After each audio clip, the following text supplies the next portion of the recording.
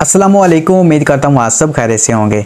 सबसे पहले आप ये वीडियो देखें, बाकी बात हम बाद में करते हैं। हमारे यहाँ यूट्यूब पे एक आवाज बुलंद हुई जी, बाबे ते शाही कोई नहीं। सरकार दो आलम सल्लल्लाहु अलैहि वसल्लम की हदीस पाक आका ने फरमाया, जो बड़ों का अदब नहीं करता, छोटों पर रहम और शफकत नहीं करता, हम में से नहीं है। हमारा दीन बड़ों के अदब के ऊपर खड़ा हुआ है। और अगर वो ये कहें कि जी पूरा फिक्रा तो यूं था, आपने पूरा नहीं बोला, मेरे नबी सा है ही कोई नहीं, तेरे बाबे ते शाही कोई नहीं, तो वो कौन जाहिल है जो किसी बाबे को सरकार दो आलम सल्लल्लाहु अलैहि वसल्लम से कंपेयर करेगा? ये तो पॉसिबल ही नहीं है। This is impossible. नीम हकीम खतरा जान, आधा इल्म बंदे को बर्बाद कर देता है। बड़े अफसोस की बात है काज़मी साहब, आपने सोचे समझे बिना तहकीक किए इंजीनियर मोहम्मद इमजाज साहब के इस नारे को गलत तरीके से रिप्रेजेंट करने की कोशिश की है। लेकिन कोई मसला नहीं है, मैं इस वीडियो के अंदर आपको समझा देता हूँ।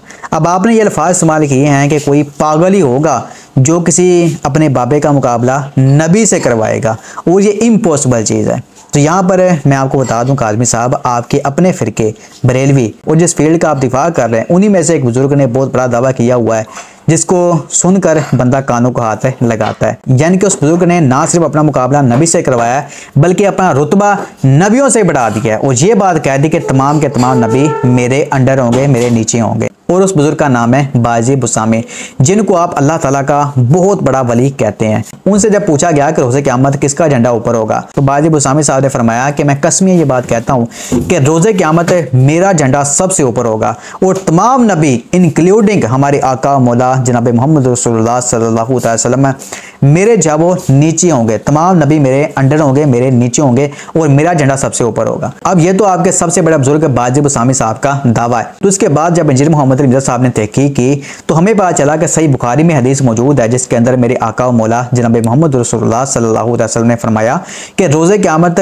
मैं लोगों का सरदार होऊंगा। अब इसके बाद बात यह आ जाती है कि भाई एक तरफ नबी पाक सल्लल्लाहु अलैहि वसल्लम फरमा रहे हैं कि भाई मैं सरदार होऊंगा, लेकिन दूसरी तरफ बाजी बुसामी साहब फरमा रहे हैं कि नहीं मैं सरदार होऊंगा। तो अब यहाँ पर बंदा नबी की माने या फिर आपके बुजुर्ग की माने। तो उसके बाद इंजीनियर मोहम्मद इमजाज साहब ने तहकीक के बाद ये रिजल्ट निकाला कि रोज़े क़यामत हमारे नबी पाक सल्लल्लाहु अलैहि वसल्लम सरदार होंगे लोगों के, और अल्लाह पाक का झंडा हमारे नबी के हाथ में होगा, और नबी का झंडा सबसे ऊपर होगा। ठीक है, और बाजी बुसामी में नबी के आगे कोई भी चीज़ नहीं है। इसको आप पंजाबी में ट्रांसलेट कर लें तो ये नारा बन जाता है कि मेरे नबी सा है ही कोई नहीं, बाजी बुसामी में नबी के मुकाबले में कोई चीज़ नहीं है। ठीक है, और यानी कि आप देख लें कि नबी के जैसा है ही कोई नहीं, बाबे थे शाही कोई। ठीक है, तो उस नारे का पूरा कॉन्टेक्स्ट है। तो खैर इस वीडियो के अंदर मैंने आपको हर चीज़ वाज़ा कर दी है। आपने ये डिमांड की थी कि भाई कोई पागल ही होगा जो अपने बाबे का मुकाबला नबी से करवाएगा, लेकिन इस वीडियो के अंदर मैंने आपको साबित कर दिया है कि ना सिर्फ आपके बड़े बुजुर्ग ने अपना मुकाबला करवाया, बल्कि अपनी शान जो अंबिया से भी बढ़ा दी है, और ये कह दिया कि भाई वो सारे के सारे मेरे नीचे होंगे, मेरे अंडर होंगे।